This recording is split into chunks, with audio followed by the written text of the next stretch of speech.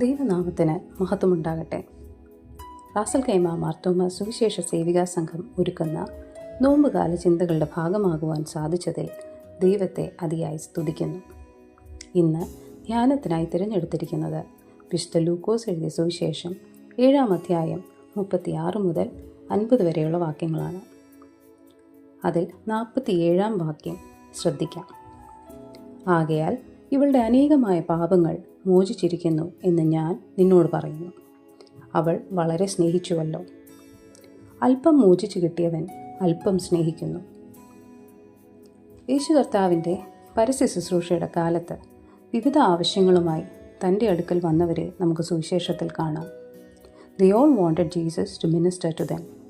എന്നാൽ ഈ വേദഭാഗത്ത് നാം കാണുന്നത് കർത്താവിന് വേണ്ടി ഒരു ശുശ്രൂഷ ചെയ്യാനായി തന്നെ സമീപിച്ച ഒരു വ്യക്തിയെയാണ്.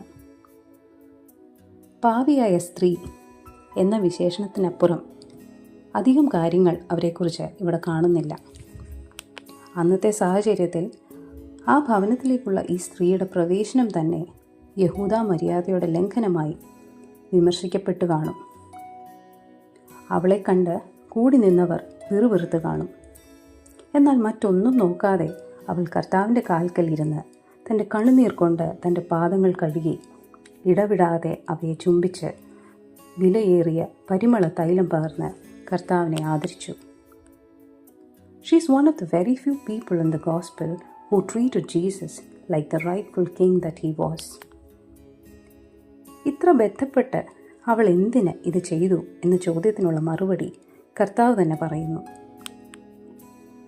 ഇവളുടെ അനേകം പാപങ്ങൾ മോചിച്ചിരിക്കുന്നു. അവൾ വളരെ സ്നേഹിച്ചുവല്ലോ. ഈ വലിയ നോമ്പ് കാലത്തിലൂടെ നാം കടക്കുമ്പോൾ നമുക്ക് നമ്മെ തന്നെ ഒന്ന് ശോധന ചെയ്യാം. അവൾ സ്നേഹിച്ച പോലെ നമുക്ക് കർത്താവിനെ സ്നേഹിക്കാൻ കഴിയുന്നുണ്ടോ? പലപ്പോഴും നമുക്കതിന് സാധിക്കാത്തത് നമ്മുടെ പാപങ്ങളെക്കുറിച്ചുള്ള ബോധ്യം നമുക്കില്ലാത്തത് കൊണ്ടാണ്. A deep personal understanding of one's own failures and the weight of sin is necessary to fully grasp the magnitude of God's forgiveness.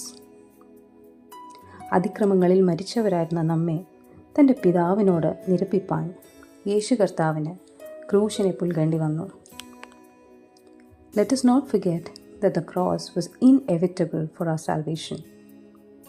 കാൽവറിയിലെ തൻ്റെ പരമയാഗത്തിലൂടെ പാപത്തിന്മേലും മരണത്തിന്മേലും യേശു കർത്താവ് കൈവരിച്ച വിജയത്തിൻ്റെ ആഘോഷമാകട്ടെ നമുക്ക് ഓരോ ദിവസവും. Let us now come back to the story. ആ ഭവനത്തിൽ പന്തിയിലിരുന്നവർ കൂടി ആലോചിച്ചു, പാപമോചനവും കൊടുക്കുന്ന ഇവൻ ആർ എന്ന്. എന്നാൽ അവൾക്കറിയാമായിരുന്നു സകല പാപവും പോക്കി തനിക്ക് ശുദ്ധി വരുത്തുവാൻ കർത്താവിന് മാത്രമേ കഴിയൂവെന്ന്. അറിയേണ്ടവനെ അറിയേണ്ടതുപോലെ അവൾ അറിഞ്ഞു. Her heart was set on giving her Lord the very best. എന്തെങ്കിലും കാര്യസാധ്യത്തിനായിട്ടല്ല അവൾ ഈ ശുശ്രൂഷ ചെയ്തത്. All she did was out of pure love for the Lord.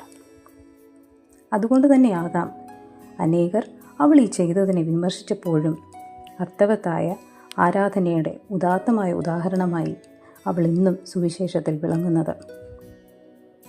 Her silent tears that spoke louder than 1,000 words resonate even to this day as she stands before us as a model of true worship, deep devotion and endless gratitude. നമുക്ക് പ്രാർത്ഥിക്കാം. കർത്താവേ, പാപിയായ സ്ത്രീ കർത്താവിൻ്റെ പാദങ്ങളിൽ അർപ്പിച്ച പരിമള തൈലം പോലെ രക്ഷിക്കപ്പെടുന്നവരുടെ ഇടയിലും നശിക്കുന്നവരുടെ ഇടയിലും ദൈവത്തിന് ക്രിസ്തുവിൻ്റെ സൗരഭ്യവാസനയായി തീരുവാൻ ഞങ്ങളെയും സഹായിക്കണമേ. ആമേൻ.